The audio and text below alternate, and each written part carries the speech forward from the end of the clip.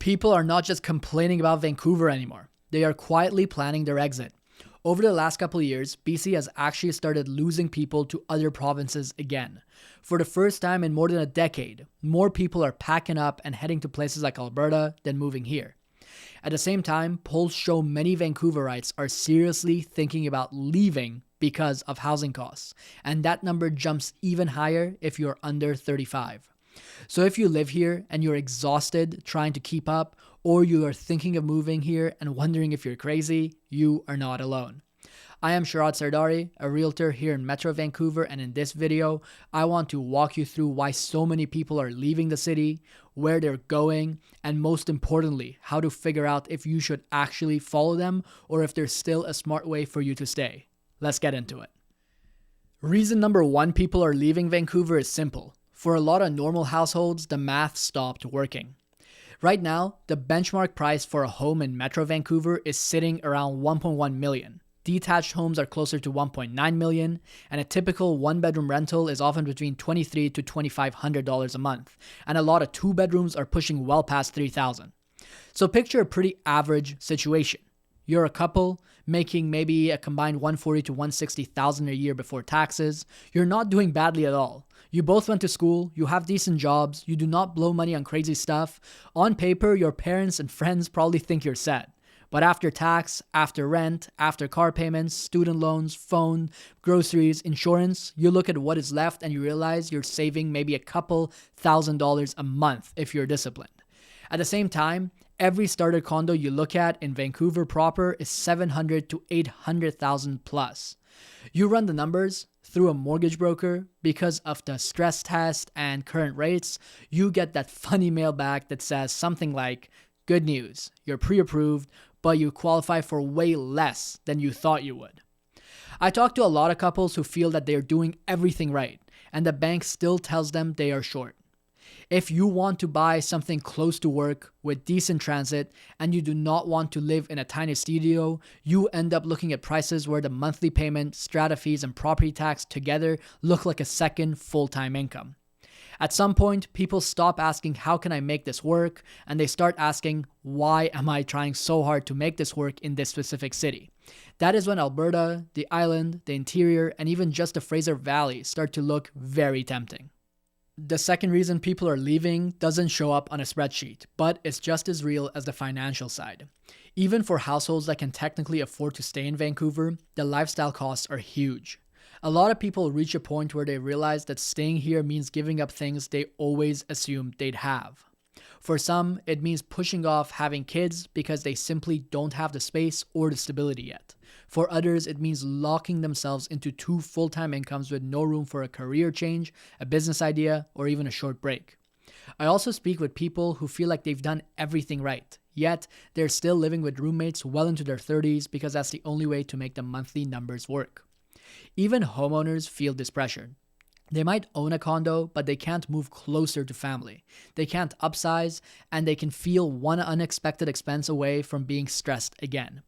Vancouver is an incredible place to live, but when every major life decision has to revolve around what the housing market is doing, it wears people down. Eventually, people start comparing the version of their life they can get with the version they could have somewhere else. In many other cities, the same income can buy a level of space, freedom, and stability that simply isn't available in Vancouver unless you're earning far above average. So people who actually love Vancouver end up choosing to leave, not because they dislike the city, but because they want a life that feels balanced instead of one where everything revolves around rent, mortgage payments, and squeezing into whatever square footage they can afford. The third reason is something a lot of people feel but try not to talk about. Vancouver is still beautiful. The mountains, the ocean, the cherry blossoms, the seawall, all of that is still here. But a lot of people feel like the day-to-day experience, especially in some parts of the city, has gotten worse, not better, over the last few years. If you have lived here for a while, you have seen it. The tent encampments got larger. Street disorder and visible drug use are more common. Downtown feels rougher in certain pockets than it did 5 or 10 years ago. You see more headlines about random assaults and people getting hurt on transit. Petty crime is up, cars get broken into, bikes disappear. And is Vancouver still safer than a lot of cities in the world? Yes. Is it still an amazing place in many ways? Yes. But when you are paying world-level prices, you feel like certain parts of your city are drifting in the opposite direction. It wears you down. That feeling is a huge driver for some people. It is not the only reason they leave, but it becomes the final push. The fourth big reason is the rise of remote work and online income. 10 years ago, if you wanted a high-paying job in tech, finance, marketing, or certain professional fields, you almost had to be in a big city like Vancouver. Now I talk to people who work for a Vancouver or US-based company, but only go into the office once a month, or run an online business that makes the same money whether they're in Kitsilano, Kelowna, or Calgary. All have clients all over Canada and do everything on Zoom. At some point, those people look around and ask a simple question. If their job is on their laptop, why are they spending $2,400 a month on a one-bedroom in Vancouver when they could spend that on an entire house somewhere else and still keep the same income? Once they realize they do not actually need to be in the city physically, the emotional attachment to Vancouver has to carry 100% of the weight. And for a lot of people, it does not. On top of that, the suburbs and smaller cities around us have leveled up. You do not need to live in downtown Vancouver anymore to have good coffee, trendy restaurants, and nice parks. Coquitlam, Port Moody, Port Coquitlam, Langley, and even Abbotsford now have real food scenes, breweries, waterfront walks, community events. And for a lot of people in their late 20s or early 30s, including me, who are done with clubs and nightlife, that is all they actually want. So they do the math. They can keep their remote job, live in a newer townhouse, have a spare bedroom and an office, still grab good coffee, and their cost of living is way lower. It starts to feel like they're getting away with something. That is a big driver behind this quiet migration out of the city.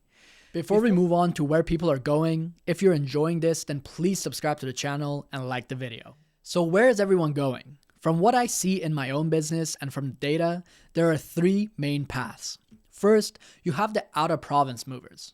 Calgary and Edmonton are the top ones. Alberta has had a huge net migration gains in the last couple years. Home prices are still much lower than Vancouver, incomes in certain industries are strong, and there are no provincial sales tax. People who are okay leaving BC completely and want the biggest financial reset often look there first. You also see some people going to places like Saskatoon, Regina, Winnipeg, and smaller Ontario cities, usually because they have family or a specific job there.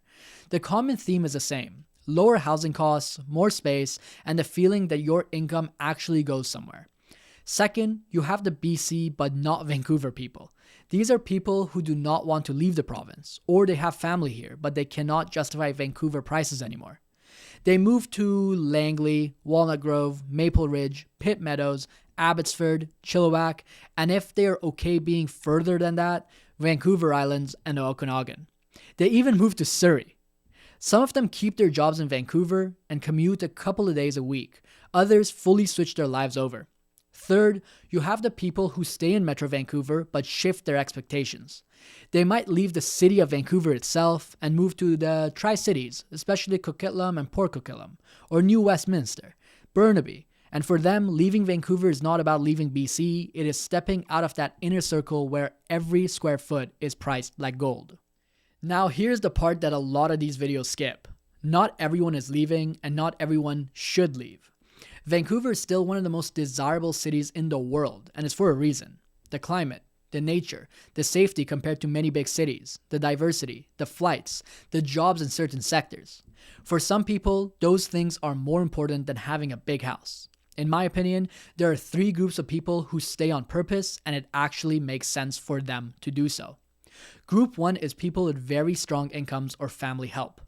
If you're in tech, medicine, law, finance, or have your own growing business here, and your income still has room to grow, staying and buying something smaller or further out can still be a smart long-term move, especially if you're thinking in 10 or 20-year timeframes, not just the next 2 years. Group 2 is people who value their community and support system more than extra square footage. If your entire life is here, your friends, your family, your cultural community, your kids' schools, it might not be worth trading all of that away just to have a cheaper mortgage somewhere else. Group 3 is people who are willing to be creative to make Vancouver work.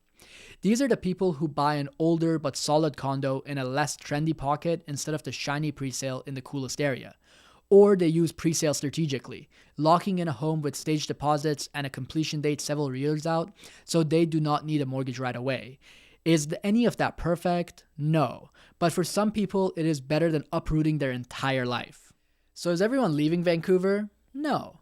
But a meaningful number of people are, and a much bigger number are seriously thinking about it.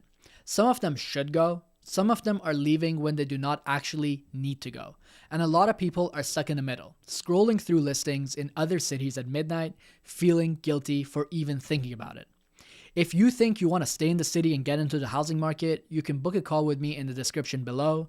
Otherwise, you can subscribe to the channel here or watch another video here.